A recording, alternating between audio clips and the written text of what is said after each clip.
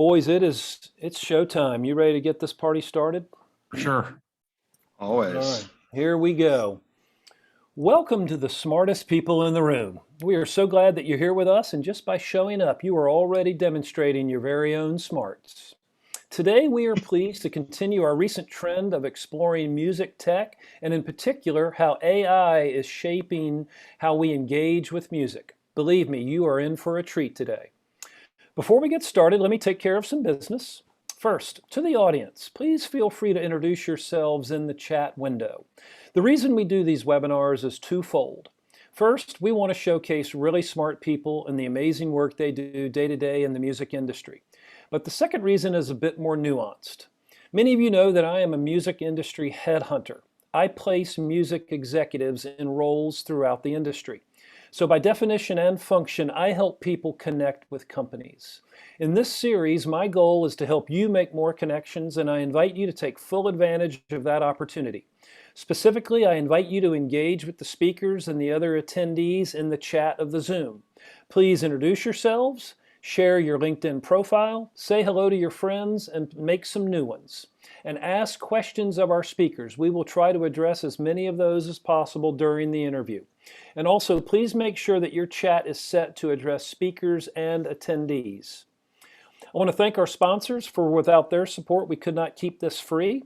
I want to thank First Horizon Bank, Bufkin Baker, Four Roses Bourbon, the Fairlane Hotel, the Tennessee Entertainment Commission, Lightning 100, Tennessee Brew Works, Moo TV, Jive Printing, Project Music, and Cushmaster's brand of CBD products. So let's get down to business.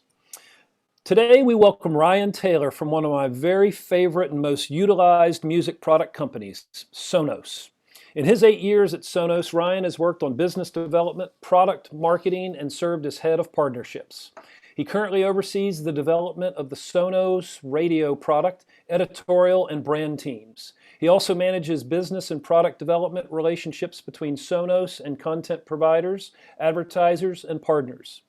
His musical background is best described as business in the front and party in the back. I love that, Ryan. A childhood upbringing playing piano and guitar served him well during the many nights he and his friends made records in the basement of his university music department, and into his 20s when he was playing guitar in punk bands, making records as a recording engineer and as a music producer, and even starting his own record label.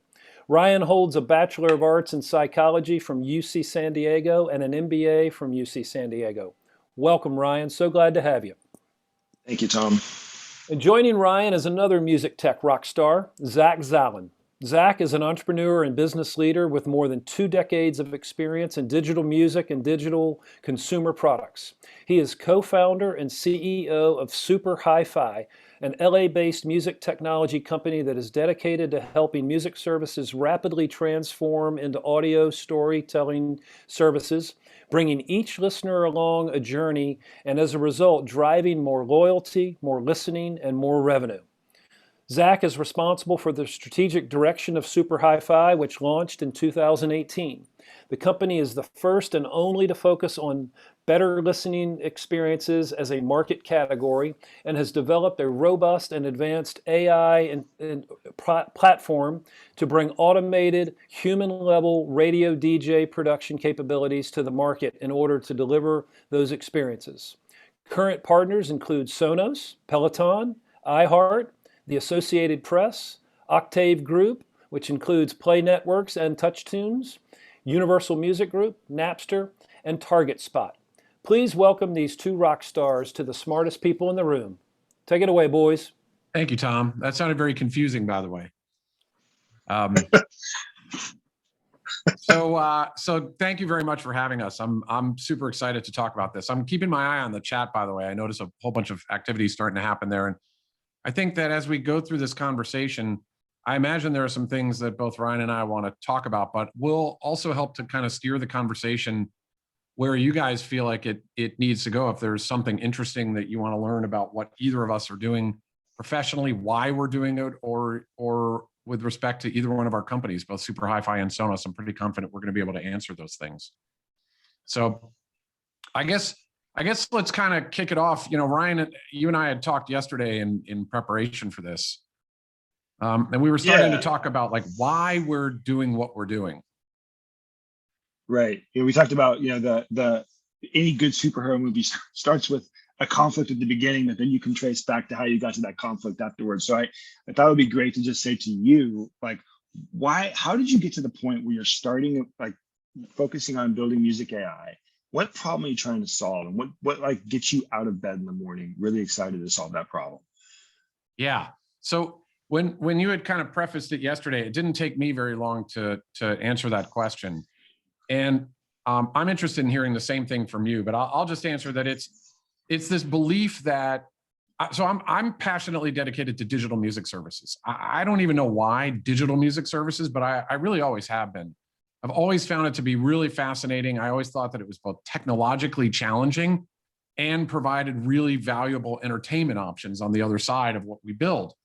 And so I've always really loved that.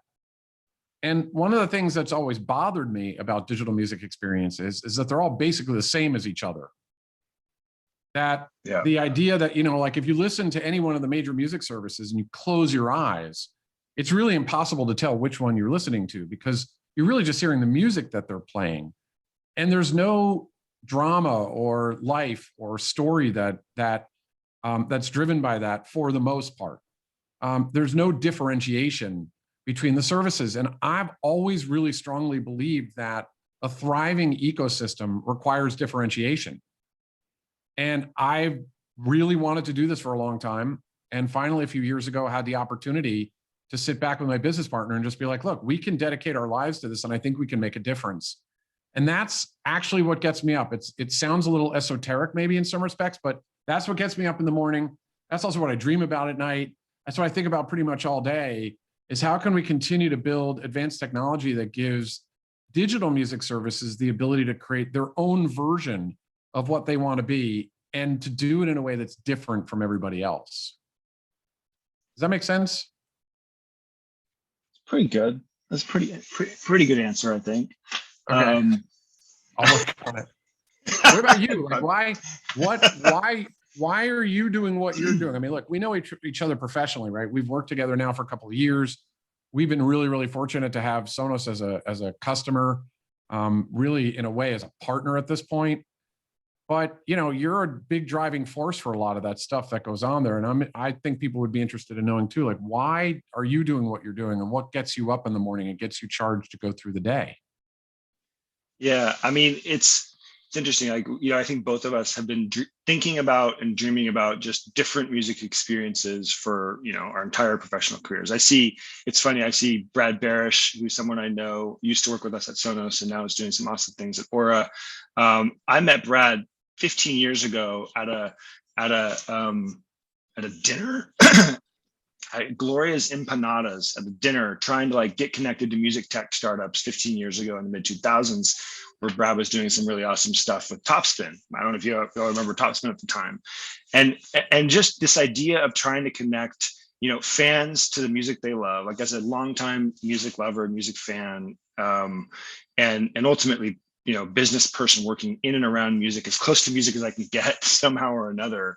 I've always just been inspired by trying to create music experiences for people and deliver music. I always there's always evolution. There's always going to be something different, right? The minute you get to a point where you feel like, hey, X, Y, or Z, music service has dominated the market, something changes and something's going to happen again in a way that shakes things up. And it's really interesting. But at the end of the day, the goal is always to get awesome music in people's ears, help them discover more music, and kind of make a fan, become a fan of an artist that they didn't know they loved, or get them closer to an artist they do love. And I think, at Sonos specifically, we felt like there was an opportunity to really, deliver an awesome out of the box experience with our system. And started on this journey of creating like, what would a native kind of music service on Sonos look like, right? You think about Sonos, if you're not familiar with Sonos, it's a system that lives inside your home that you can have multiple speakers all playing the same music. It's an out loud music experience. And there aren't really any music services designed for out loud listening only, or out loud listening first, maybe is a better way to think about it. And so the idea was really like, what's the right experience to start with? How do we start to create something that's unique, that sounds, to your point, Zach, a little bit different than what you would experience anywhere else? And, start that journey of like, what does a music experience look like for listening out loud, and what motivates me and kind of what gets me out of bed every morning is really just trying to do new things in like any way I can get around something with music, or kind of get attached to trying to solve a problem to get people to love music is really exciting for me and gets me out of bed in the morning. And that's what we're after. Yeah, I'm going to add to it because I saw somebody here. Guillaume was talking about how personalized playlists and AI bring them back to the same artist and music all the time. There's another belief that we have, kind of before we get into the origin story, if that's where we're going to go with this. There's another belief that I have, and I think you share, which is that lean back listening is actually a really important part of the music discovery experience. And personally speaking, I think broadcast radio is actually an amazing model to copy from. I realize that the technology of radio and the business model of traditional radio are undergoing a lot of change, and it's certainly not the hippest thing anymore to find music on the radio. But the idea that you have playlists that are hand curated and that are narrated and that are presented with a really high production quality, I think really helps with respect to being able to discover new artists. And so that's kind of the other part of the equation for me, is that I think that some of what's made radio great for many years needs to infuse itself into the digital music medium that so far has not really adopted a lot of that. And we're partly on a mission to help to cross the bridge between those two current silos, because broadcast radio really sees digital as a threat and digital sees broadcast radio as a dinosaur. And I think the actual answer for digital music differentiation and for better artist discovery is not necessarily AI per se, because AI algorithms for finding music have limitations. It's this blend between what makes digital great and what makes broadcast radio great. And as they start to merge more and more, which I'm convinced they're going to, the music services of the future are going to start to look different from one another. And the way that consumers are going to find artists for them to love and be passionate about, new emerging artists, is going to continue to transform because of that. So I just wanted to kind of throw that back on the pile of why I do what I do. Yeah. And somebody agrees with me 1,000%. Thank you. I appreciate that. One of the things that I think is really interesting is like, it's really, so of course all of us can fall in love with a song or a certain sound. You can hear something it's rare, but it happens, right? Where you hear a song for the first time and you immediately are drawn to it. You want to know maybe more about the artist or the song. But in actuality, like, I view the world as like, finding and becoming a fan of an artist is really about actually building a relationship, just like you do with a human person. You have to spend time with the person and understand what the person, is about and what their kind of, worldview is. Like, people that fall in love with artists actually have that connection with the artist in a much deeper way that transcends a specific song or a specific hook that gets stuck in your head, right? And it's about actually building a relationship with that artist that helps you feel like you understand where they're coming from and what they might write next. And I feel like context is the most critical component of being able to actually build that relationship, right? If I think, like, for what it's worth, like, Apple's doing a fantastic job kind of specifically with trying to promote a connection between fans and Billie Eilish, and how much they've invested in that artist and fan relationship, putting out documentaries and actually trying to tell the story of the artist that goes much deeper than, a specific song. And I think, like, there's not very many mediums other than broadcast radio that have tackled that problem in the past. Like, I don't like to talk about broadcast radio versus digital music and these kinds of differences, because ultimately it's like, the problem we're trying to solve is, how do you explain why someone should listen to Bob Dylan? Right? It's like, if a kid hears Bob Dylan, they'll say, that's a terrible singer. I don't understand what's happening. Right? But the reason Bob Dylan's great is, for some of us that love him, not because of, not because of the specific melodies. It's about the context around what he was doing in culture at that time that makes it more and more relevant. And there's no way to explain that other than diving into it, and trying to explain that through some medium, video, audio, context, DJ, whatever it may be, to the listener, to help them build a relationship and understanding for that artist that it kind of transcends the song itself.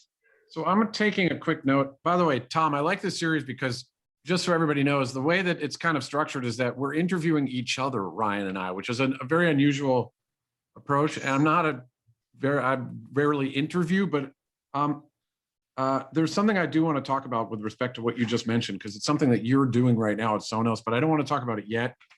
Because I was thinking also it might make sense just for us to spend 5 minutes just kind of going through the background of how we got here in the first place. Because I think your origin story is like super interesting. And I'm wondering if maybe each of us will take 5 minutes to just kind of share where we started and how we even got here. Because then I think it'll make more sense for people as to why it is that we're doing this specific thing, and to talk about some of the specifics of where we see the future, because that's actually the part that I think about the most. Okay. So you're from New Jersey. How did you end up in LA working on music tech? Tell us the very beginning, from the Troubadour to where you are now, Zach. Tell us a little bit about how you got here. Okay, so I'll do my origin story first, and then I really want you to share yours for sure. So yes, I'm from New Jersey. I was actually kind of ashamed of that for a long time. I didn't love New Jersey, but what's ended up weird is, my wife ended up from New Jersey as well. Like, her dad lives down the block from my sister. Just coincidentally, so many of my friends are from New Jersey. It's taken on a very meaningful part of my life, even though I've been in LA for forever. I came out here to go to a music school. I went to a vocational music school called Musicians Institute, which at the time was all about performance. It's grown actually pretty big since then, but back then it was like in a brownstone on Hollywood Boulevard. It was really cool. And I thought that I could be a professional musician, right? I thought I would be in bands and do session work. And I was like, that's what I want to do for a living. And it didn't really take very long after school to kind of realize that that's not a fantastic way to pay the bills, but I tried as hard as I could to pay my way through playing. I worked at music stores selling musical instruments. I was just surrounded by stuff. And I learned a ton about all of these things. I learned about, professional audio and guitars and keyboards and synthesis and all these things. And it was really excellent to do. I really enjoyed that, but that's not really ultimately where I wanted to get to, and somehow worked my way to working at the Troubadour. I ended up being general manager at a nightclub in Los Angeles called the Troubadour, which has been around since the 1950s. My band did play there a lot, and I became really good friends with the general manager at the time. And they kind of hired me in to help them do that. And so I booked bands and managed the Troubadour for about 3 years back in the early to mid 90s. And similar thing where it's an amazing experience, but really not a great way to put bread on the table. And also I felt like something was missing. I kind of felt like the best bands that I booked were the ones that weren't getting signed. And the bands that had kind of the least musical talent, in many cases, were getting these, large record label deals. And even more frustrating were the large multi-platinum bands that had been playing the Forum 2 or 3 years earlier that could barely sell out a Thursday night at 11 o'clock. I just felt like that system was broken.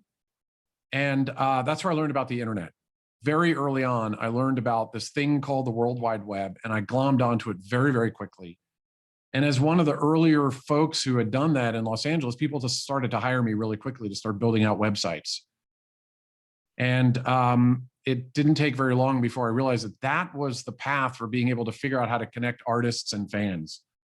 It wasn't just booking them, because a lot of these guys, no matter their talent, no matter their skill, no matter their work ethic, a lot of them just weren't getting signed. They were never going to get that opportunity. And I figured that if the World Wide Web were going to become big enough, it could democratize access to amazing music. And that's why I left the Troubadour to start my first company to do that. And I did that for about 4 years. And I did a whole bunch of websites for lots of big companies, but mostly what I focused on was artists. And I had a lot of friends who I got to work with, that some of them became really big bands, and I ended up doing a lot with record labels. And I just really believed strongly in that. To kind of, I'll try and make this really quickly. That started moving things really fast. I ended up taking a job as one of the first employees at a short-lived internet record label venture called farmclub.com that Jimmy Iovine started, where I met my current business partner about 22 years ago. We were then very quickly offered an opportunity to run a digital music division for Richard Branson called Virgin Digital, which we jumped on and did for about 7 years together, all in service of the same thing, which is trying to figure out how to connect willing ears to awesome artists. Right? The thing that I feel like I wasn't able to accomplish at the Troubadour really effectively, I kept trying to do in the digital space. And when Virgin shut down their music division about 15 years ago, we started a digital agency to do for other people what we had been doing for Branson for that 7 years. And we ended up building a lot of digital music services. So we built off CBS Radio's platform nationally. We built AOL Radio and Yahoo Launchcast back when those were brands that really mattered. I think one of the projects we're proudest of is Cricket Wireless, of all companies, hired us to design, develop, and operate something called Move Music, which was an in the handset, in the rate plan digital music access service, but it was dedicated to low income consumers who didn't really have a credit card or a computer. We felt like we were doing a real service with that, and we were really proud of it. And we did a lot of very large corporate projects as well. We ended up doing big projects for National Geographic and Johnson & Johnson, their national global diabetes platform management group, or the Knicks and the Rangers for the Dolan family, and just lots of other things like that. But the one thread that kind of carried me through is the same basic thing that started me out at the Troubadour, when I decided I didn't want to be a professional musician, but I really wanted to connect artists and ears. And that's this desire to be able to kind of democratize access to amazing music and to use big platforms to be able to do it. And obviously, since then, the digital music landscape has become a real business. I mean, you have huge businesses now, right? Amazon, Apple, Spotify, Deezer, Tidal and Qobuz and lots of others. Sonos Radio, foremost amongst them in terms of kind of the lean back experience, I believe. But my belief in this and my passion for it and the desire that we have to kind of do these things has never wavered. We've just tried to figure out the right path for us as a team to be able to have the most impact. And that's why we started Super Hi-Fi. And we'll talk about that in a few minutes, but hopefully that was as summarized a version as I could do. The gravity of music, getting back to it, right? Like sucks you in. It's like a gravitational pull. It does.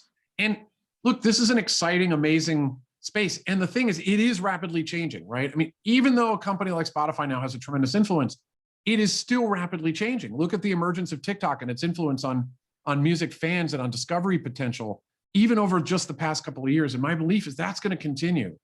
That this is actually an enormously opportunistic moment for artists and for innovators who want to participate in that more so than ever before. That the fact that digital music has become a successful business platform has actually made it more enticing, and it's moving faster now, I think. So yeah, it's a gravity that sucks us back in, but I think it's the kind of thing that we've never been happier to participate in. I just think it's going to continue like this for a while. It's going to continue to get more and more exciting, both for innovators and for artists.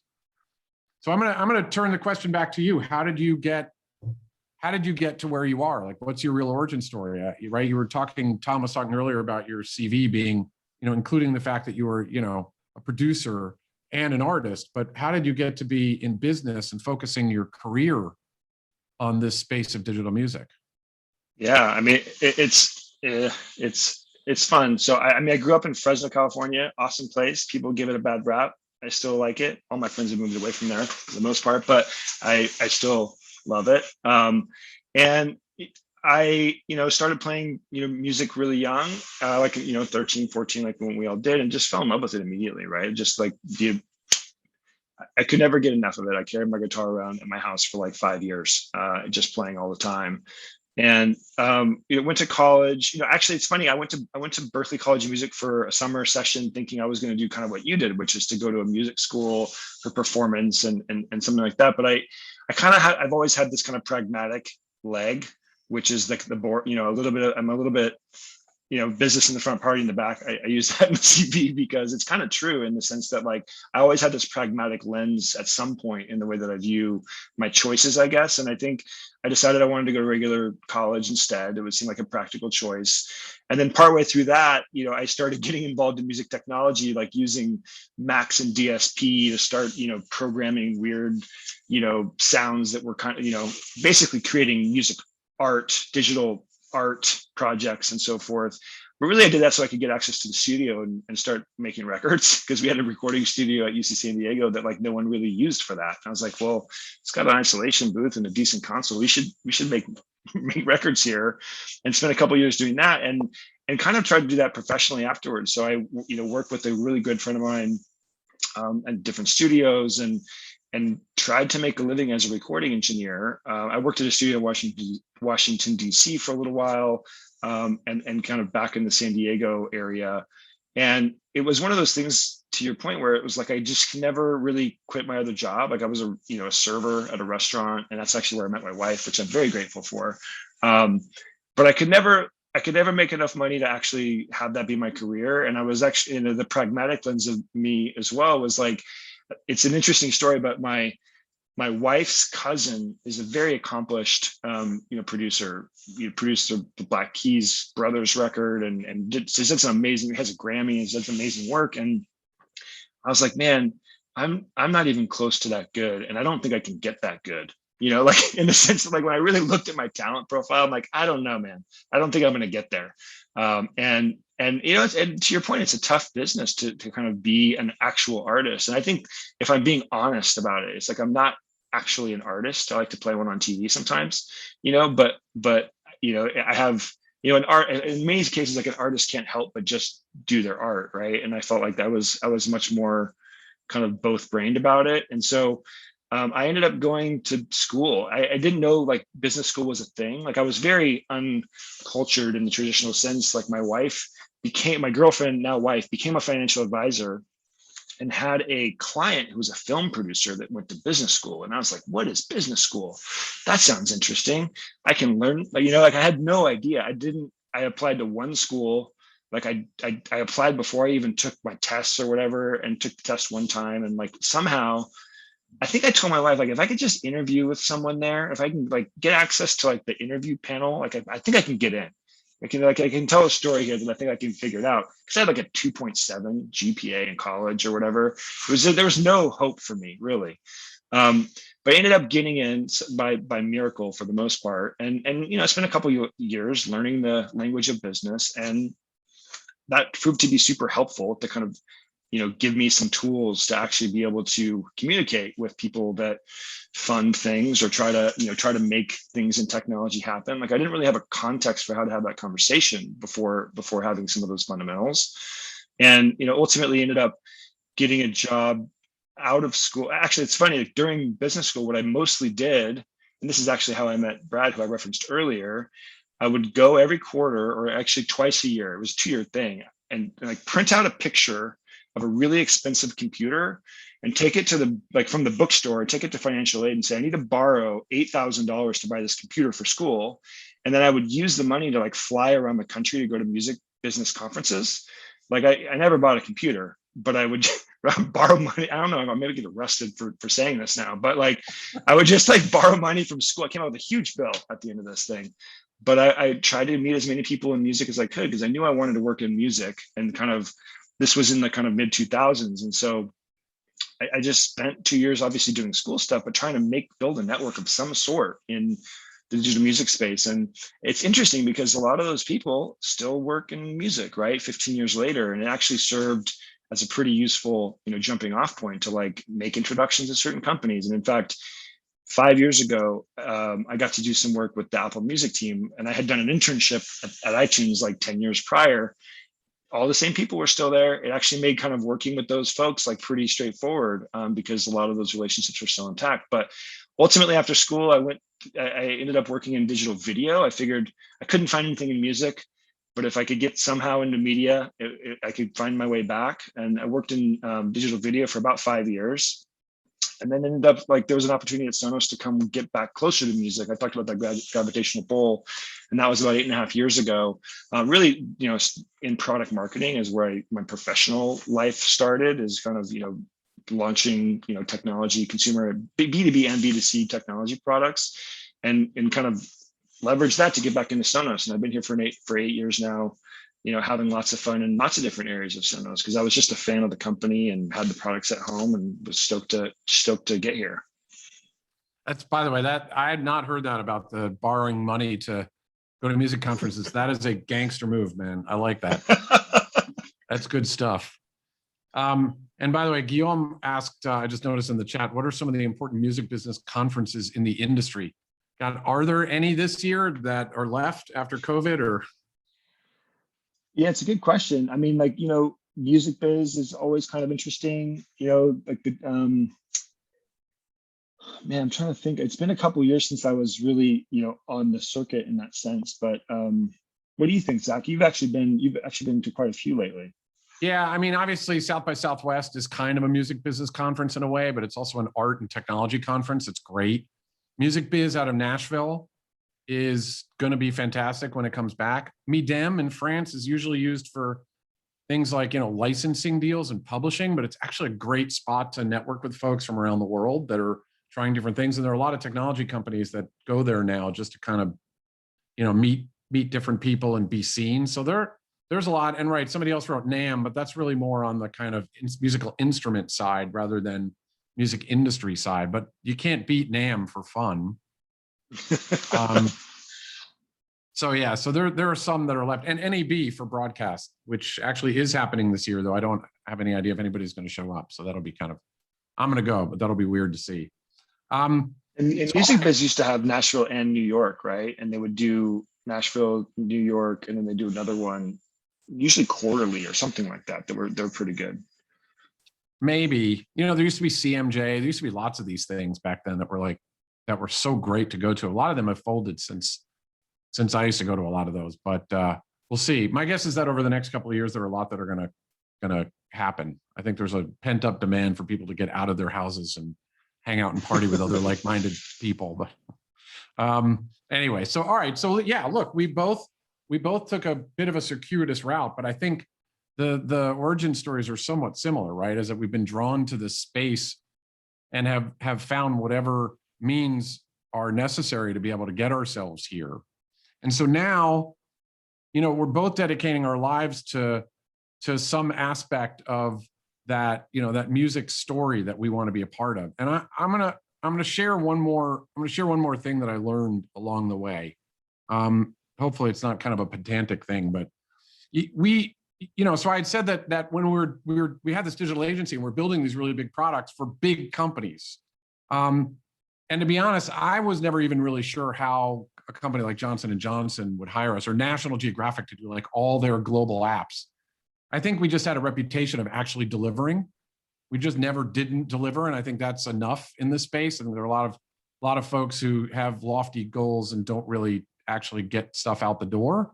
And I think having a reputation of delivering helps. And so we were doing all these really huge projects for all these huge companies. And one of the things that we learned along the way is that a brand like a J&J or Nat Geo or any of these things, a brand is really, really, really important to establish with your customers. And that a brand isn't your logo.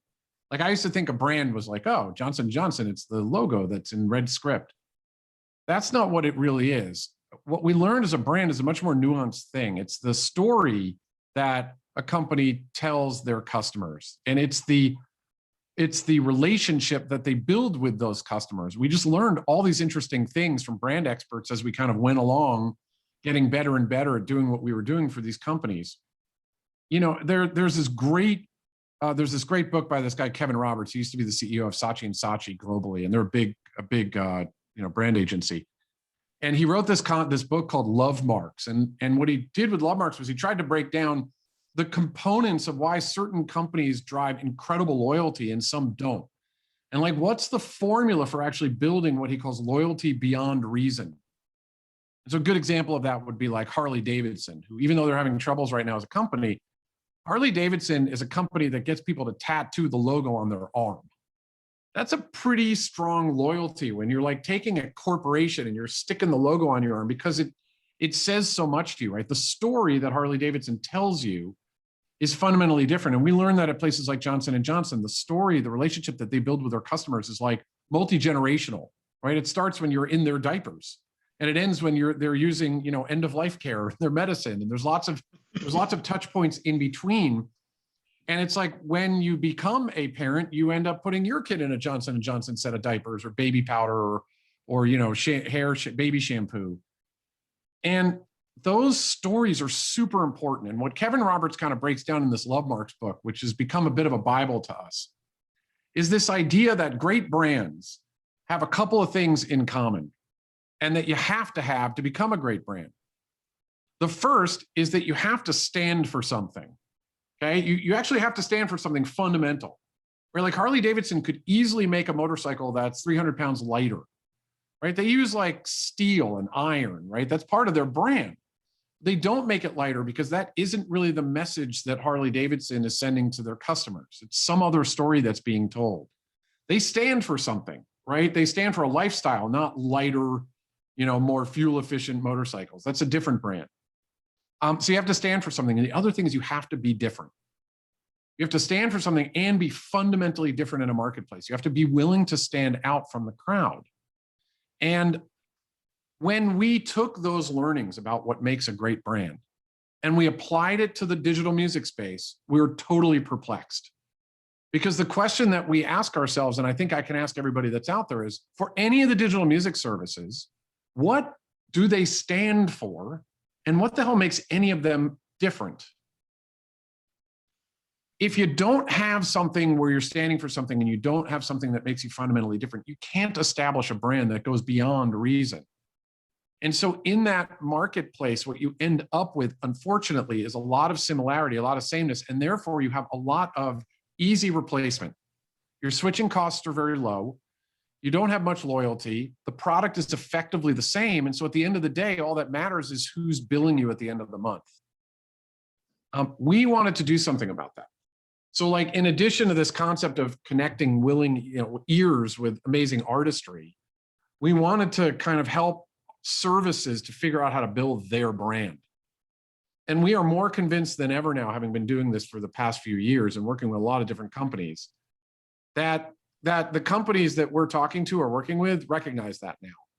So now Sonos is different because you guys have a brand, right? Your brand is already established in the speaker space, right? You are a hardware manufacturer that actually gives a shit about artists. And that comes, and by the way, gives a shit about consumers. Like that comes through in every decision that you make. That's why I've been a Sonos user for 15 years, not just a vendor for a few. And it's why we were so excited to partner with you guys when we did, because it was like actually a product that we really believe in and that I already have all over my house. But a lot of companies don't. A lot of digital music companies don't have a brand and they don't know what to stand for. And they're kind of afraid to make a stand because they feel like if they don't try and service everybody, well, then they're narrowing their options too much and they might not make it. I think they're fundamentally wrong. I think that the way that music consumers react is by the same way that any other consumer reacts, which is that somebody that stands for something strongly and is different actually has a much stronger likelihood of being able to connect to a customer. And so that's what I'm going to bring back to this conversation is something you mentioned earlier. And I know we took a bit of a round trip to this thing, but it's this idea of artist radio. And the reason I want to bring it up is because it's something we are super blown away by that you guys came up with, that we are very happy to be a part of having powered. For those of you guys that don't know, the Sonos radio platform is, and I'm going to be a bit of a Sonos shill now, if you don't mind, Ryan. The Sonos radio platform is a really interesting idea. For a long time, when you would pull a Sonos device out of the box, you would plug it in and you would set it up, and there really wouldn't be any music services in there. There was TuneIn, so you had all this great broadcast radio that you could get from around the world, and TuneIn does an amazing job of aggregating broadcast radio. But that was kind of it. You were kind of left on your own. If you didn't want to listen to TuneIn's terrestrial radio service, you had to figure out how to get your own. And what Sonos realized over time was like, hey, wait a minute. The whole experience of Sonos should feel right from the moment you make your purchasing decision to the moment you get the box, to the time you take the speaker out of the box and plug it in, and then to the first experiences that you have with the Sonos product, with music actually coming out of it, should reflect the Sonos ethos of like artistry and music curation and actually giving a shit about quality, and then use that as a stepping stone to get to your favorite service, right? Where Sonos Radio isn't in competition with Spotify per se. It is a stepping stone to Spotify or Apple Music or Deezer or any of them, and allows the experience of using Sonos to be really holistic from the moment that you buy it to the moment you start listening. So, all right, that's the kind of preface. And when we were originally talking, that was the idea that was given to us. You know, that's kind of what you guys said, what you specifically said. And we're like, wow, this is an amazing idea.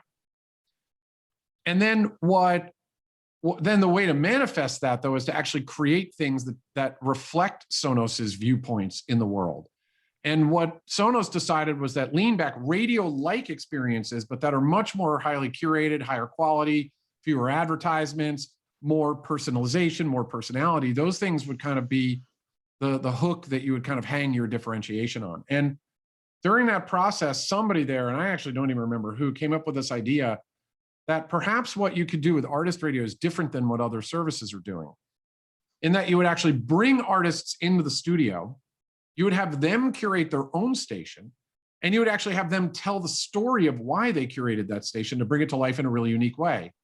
And the first one I think that we did, and correct me if I'm wrong, was Brittany Howard from Alabama Shakes. I don't know if you guys out there have ever heard Brittany Howard. To be honest, I hadn't when you guys put that station together, but somebody there at Sonos was like, we're bringing her in the studio. We're going to do a couple of hours of actual reads. She's going to talk about why she wrote a particular song or an emotion she felt when she heard a song for the first time. And she's going to be the DJ for the story of her own station, which includes music from her and some of her favorites. And then you guys cut that all up and put all that content in Super Hi-Fi. And we with Super Hi-Fi, the AI kind of helps select the content and makes it sound like it's being produced on the fly. That is, my belief is that is such an emotional experience when you listen to that station. I feel like I've formed a relationship with Brittany Howard that I never would have had if I hadn't heard her amazing voice, by the way. She's like, I'm surprised she's not actually just a voice, like DJ voice talent, because she's incredible. But I implore any of you guys that are out there that have a Sonos device to go look at Sonos Radio and to select that particular channel, the Encyclopedia of Brittany, because that's the best example that I've seen in a long time of creating differentiation, standing for something, but giving the artist a voice in their own storytelling journey so that the customers who are listening to it actually can get a unique level of enjoyment out of it. And I wanted to mention it because you were starting to talk about something like that a few minutes ago, and it just really stood out to me as one of the most exciting things that I feel like I've been able to do with you guys is to help participate in bringing that artist station to life. And I know that you guys have done a ton of stuff since then with a lot of artists. And I think in a way that's almost becoming what Sonos Radio is. It's like, this is the place to connect with your favorite artists in a really unique way with a bunch of incredible lean back content that's there if you don't want to do that. But I don't know, maybe you'll talk a little bit more about that too, because for the artists that are on, I see there are some. Michelle Schacht is on this right now, which is fantastic. And lots of others that, and lots of other folks that I know personally that I think would love this. Maybe you can kind of talk about a little bit of that story and how that might lend itself towards what Sonos Radio is becoming in the future. Yeah, I mean, I think it goes back to, well, thanks for the overview and stuff. I mean, it goes back to this idea of kind of reducing the distance between the artist and the fan, right? We're kind of helping to build new fans using, storytelling and just trying to connect, like, at least my experience is that like music becomes meaningful to you when it connects to something real in your life, right? This is the reason why people that are older listen to music from when they were like in their teens and early 20s, and why young people form their kind of identities around music, because they're listening to things as they're experiencing real life. And kind of when you're younger, those memories attach to sounds and songs.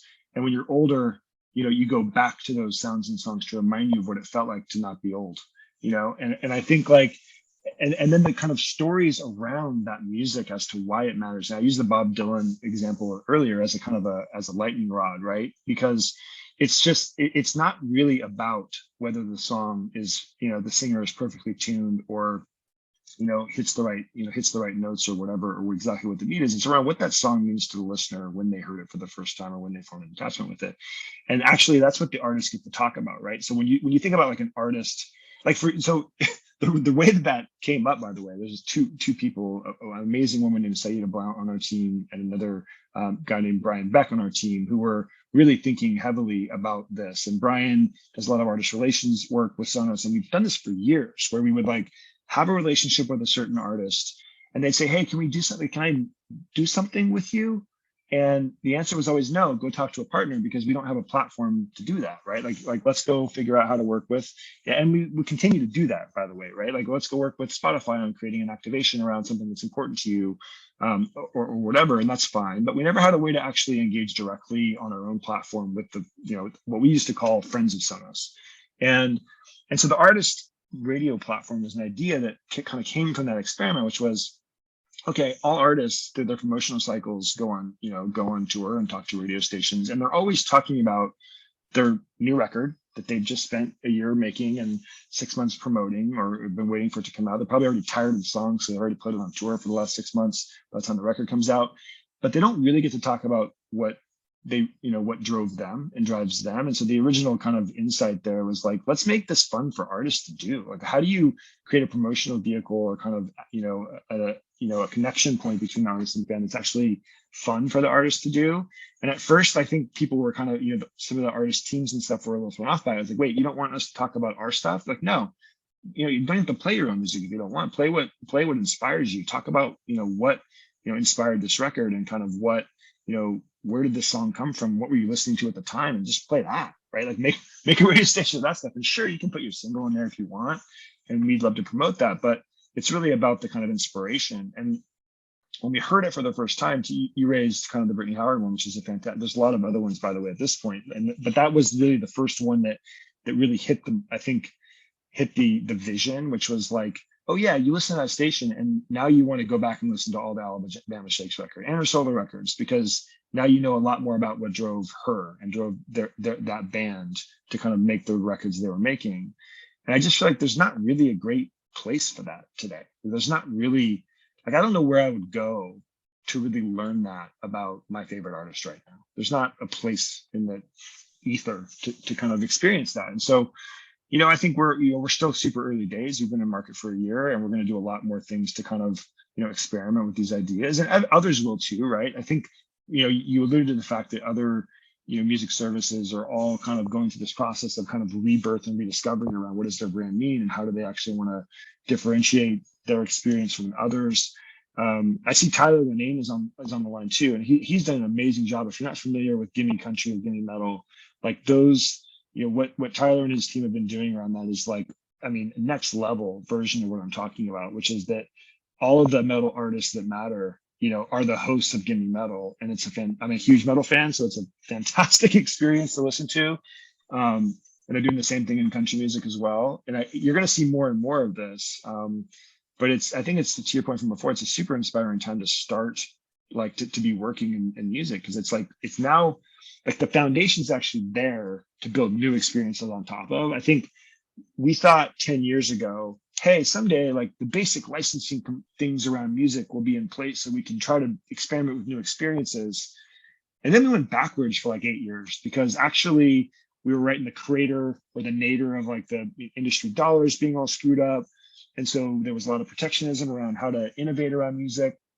We're finally at that point now where like you can get stuff licensed again, and now you can actually experiment more than you could 6 years ago, because there's actually kind of a go forward, at least for the labels. I know there's still a whole bunch of artist challenges, and Michelle's commenting on the chat around how difficult it is to be an artist and actually make money, but there's a path to like dollars flowing kind of through the music ecosystem again, which then kind of opens up the doors to experiment more. And I think that's like really exciting and kind of fertile ground for these new experiences.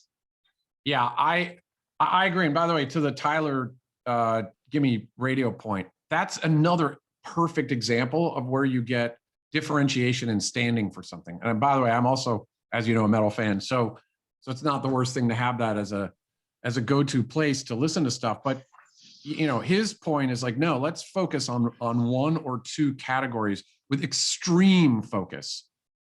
And so instead of trying to be all things to all people, it's like, let's be the ultimate place to listen to metal in a lean back environment. And if you could find enough metal fans around the world, of which there are a lot, right? There might not be enough to carry a station here in Los Angeles, but there's certainly enough to carry a station in California or the United States or around the world.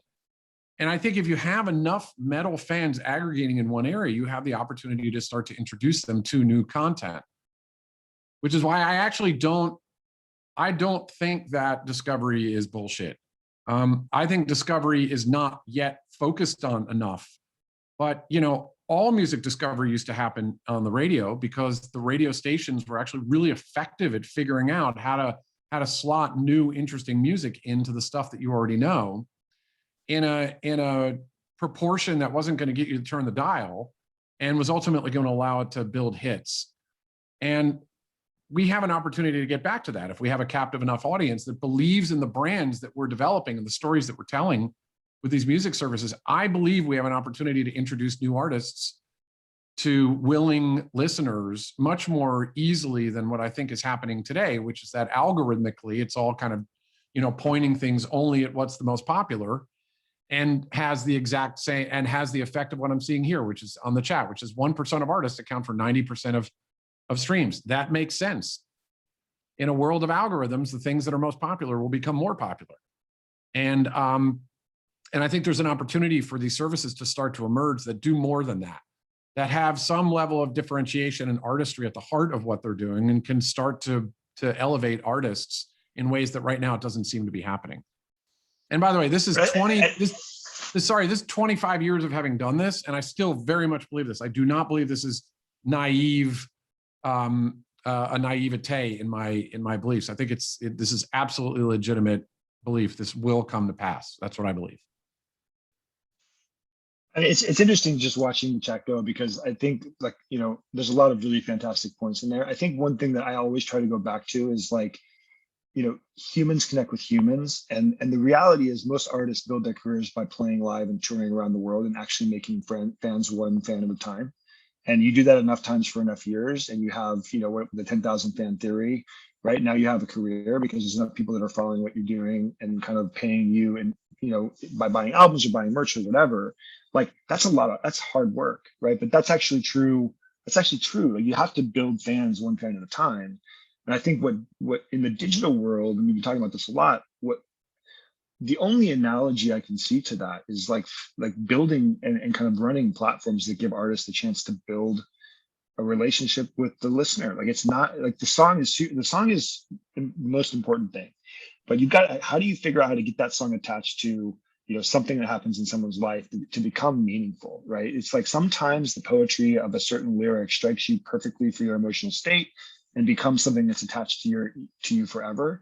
But that's like the exception, right? Like the rule is really like you actually become attached to a certain artist, or you see an opening band for a band you went to see, and you're like, hey, I really like that band, and you start to follow them, and you see them a couple of times and hear them talk about their music on stage, and that becomes that moment. I think we can do that in the digital music space in a way that's never been done before, with the right focus on being able to add that context. And there's so much interesting things happening here. Like, I mean, with like Spotify introducing, like the anchor changes where you can actually build your own podcast with music, putting the tools in the hands of the people to actually curate experiences and tell stories about their favorite music is like, it's never been possible before now, because there was all these licensing issues and you can never do it. It's starting to break, and I think that's amazing. Yeah, I also, kind of back to something you and I were talking about yesterday when we were prepping, but connected to what I was talking about, about building brands that have influence on people. I think a really strong example of that is what I see my 11-year-old daughter doing. And I kind of watch her as a view into where the future is going to be with music discovery. She and I were doing dishes the other night, and I have a Sonos system in the kitchen, and she selected, she wanted to select songs, and I wasn't sure what she would select. You never know with her. In this case, she selected AC/DC's Back in Black and cranked it and sang along to every word. And I sat there like, how does she know Back in Black? And how does she know it like that? Well, as it turns out, they use it in an Iron Man movie. And since she's super into Marvel, and Marvel is the brand that she has now gotten that loyalty beyond reason relationship with, the storytelling device of Marvel introduces her to stuff that she's willing to listen to that she never heard before, because the trust factor between brand and consumer is really strong. And then in the car the other day, she's just sitting there listening to music. She built a playlist. She built a playlist of all the songs from all the Marvel movies that she likes listening to. One of them, by the way, is like a 1940s swing big band jazz song. That's because I guess it was in at the end of one of the Avengers movies when Captain America is shown dancing with the love of his life in the 1940s. That's enough to get my 11-year-old daughter, who apparently likes, and besides being a huge Billie Eilish fan, now loves AC/DC and is listening to big band swing. I don't know if it was Tommy Dorsey or something along those lines. That's the impact that a strong relationship with a brand can have when it comes to things like music discovery. And for us, AC/DC sounds like something 30, 40 years ago that somebody would have discovered. But for my 11-year-old kid, it's the same level of discovery as anything else that might be coming out today. And I think it shows the power of having a storytelling device and a strong brand relationship with respect to introducing great music to the people that are going to be the fans of the future. And I just don't see why that can't just be the same with the music services that exist, whether it's Sonos Radio or Spotify or Apple Music or any of the others that might come down the line in the future. If they can establish that same brand relationship with my 11-year-old that Marvel has, well, then they're going to be the ones that are telling her what to listen to. And her playlist will be filled with the things that they suggest rather than the ones that Iron Man and Captain America do.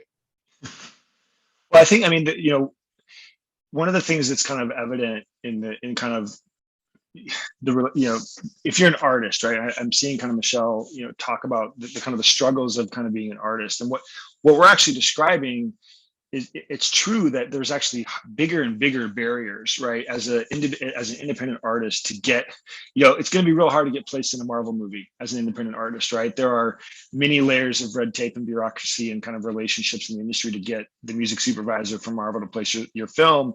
That's the same. That's true on a Spotify playlist. That's true, everywhere else. Like, the machine still exists, right? And there's still like these barriers that kind of exist around how to get your music featured and kind of to get access to those listeners. I think that one of the questions that's in this chat is like, what is the future of discovery, right? You're talking about, okay, that there's like placement in films and television, hard to do.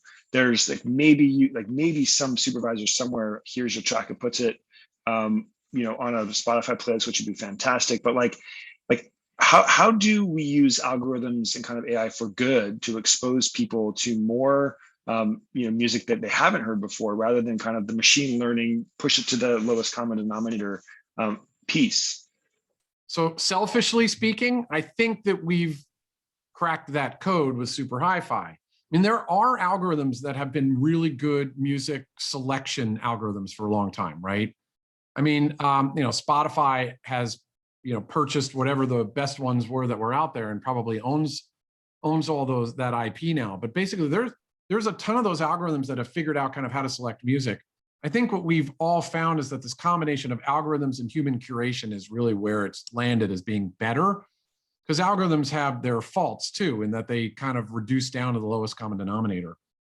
What we came up with is something different, which we would really call music production AI.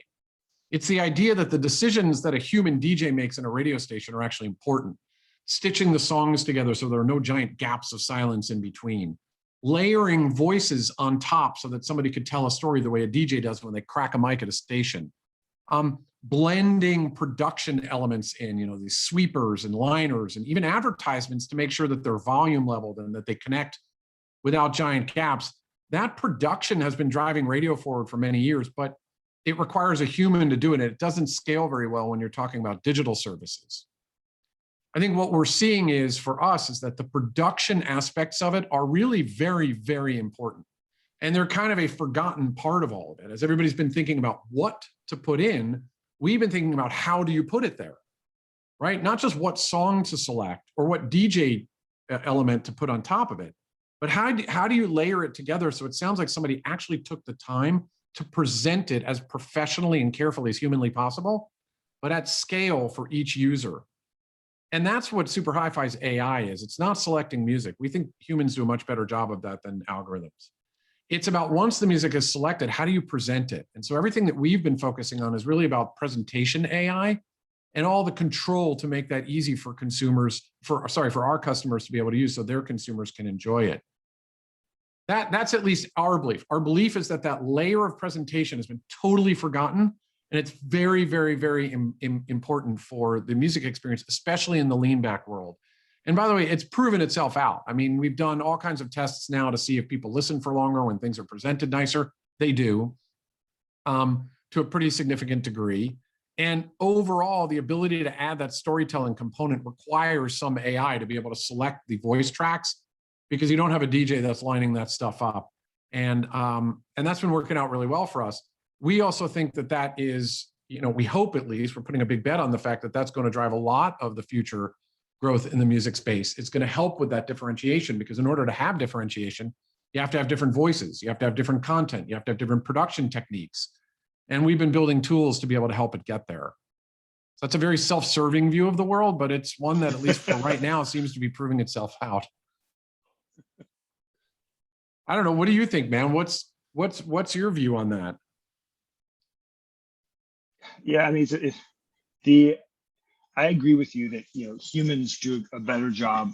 I mean, look, actually, one view of the world is over time, computers can do everything you need them to do, right? And they do them very well. So you take a long-term view on how the world evolves. It's like AI will do awesome things that we can only dream of at some point in the future. Like today, I do believe humans, that's a weird thing to say. People like pick music because they know what it means to them, right? I keep going back to this central theme of like context is really, really, really important in music. And like computers don't know context. They know relations between items and databases, but they don't know context. And they don't know that this song was really meaningful in 1993 because it was in the Batman Forever soundtrack, and that movie actually had a weird outsized impact on certain people that were 13 years old, right, or whatever. And like those things come from, it's like the kind of oral tradition of kind of passing these things down to future generations and to friends and so forth. Computers can't do that, and I feel like what we do at Sonos Radio is we have a team of awesome people, some of whom I mentioned, that they pick songs for, and they actually, and every service does this, by the way. It's a myth that services don't have humans doing this work. They all do at great scale, to be clear. But we're trying to play stuff that other people don't play, and we're trying to pick stuff that we think means something to our audience and to our listeners, and that might not be obvious. Like we don't want the classic rock station to just play Stairway to Heaven. Like there's plenty of those things everywhere, right? We want to play,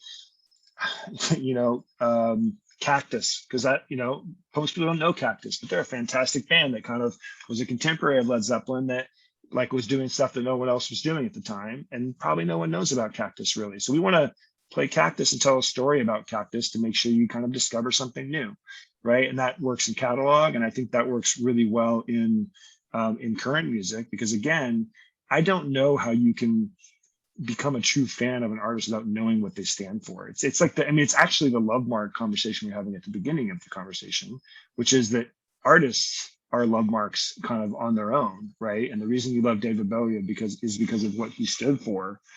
And you have to find a way to expose that. That's a great point, dude. That actually is an excellent point. Sorry, go ahead. Well, yeah, you have to find a way as an artist to expose that to a new audience, right? And so like that is the fundamental challenge of flat screens and iPhones. It's like, how do you expose your brand and your vision and your heart to a listener through a screen? And I think there are and will be ways to do that. I think we haven't found them all yet, and that's the fun part of trying to build new experiences. I think those are going to exist.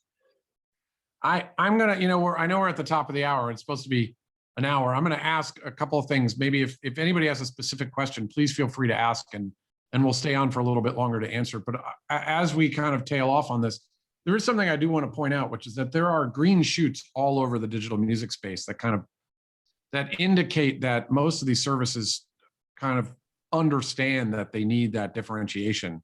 And there's some really exciting stuff that's happening. I mean, it's obvious, but Sonos Radio is one big version of that. And we're obviously huge believers in it.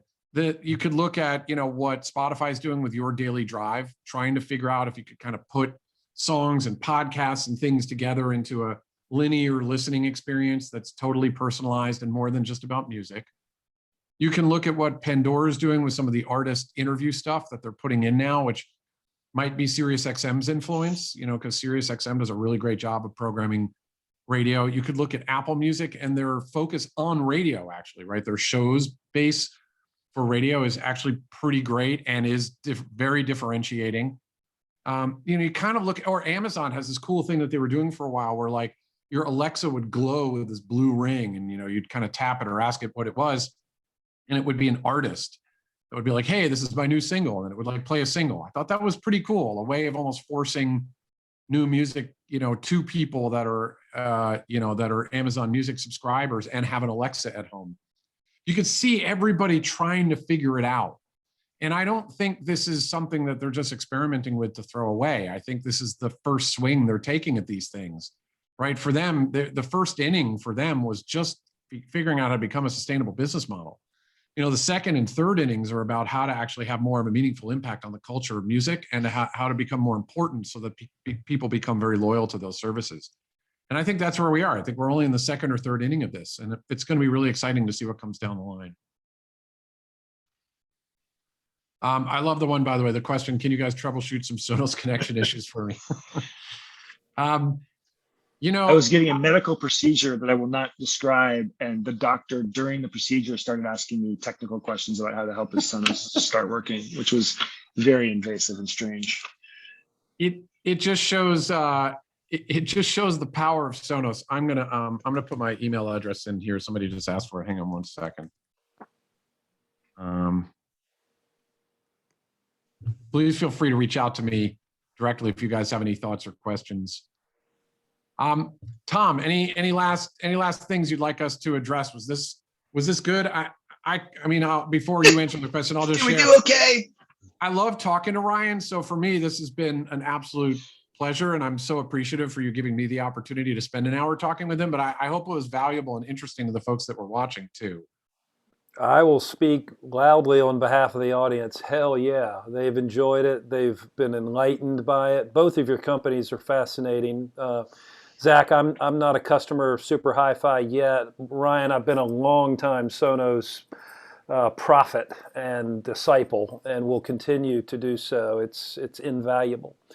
And so I really just appreciate the work that you guys are doing to enhance the listening experiences for music fans like me and everyone else in this audience. Please carry forward and keep doing great stuff. With that, I am going to wrap it up and just thank you for your time and your wisdom and sharing your thoughts. I think you've cultivated some new fans for both of your companies today.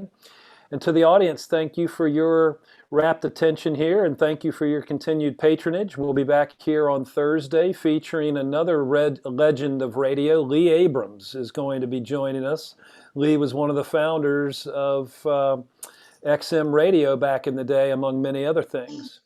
And so please tune in for that at the same time. And with my normal sign off, I will say be nice to each other and get a shot now. Take care, folks. Thank you. Thank you. Thanks, Tom.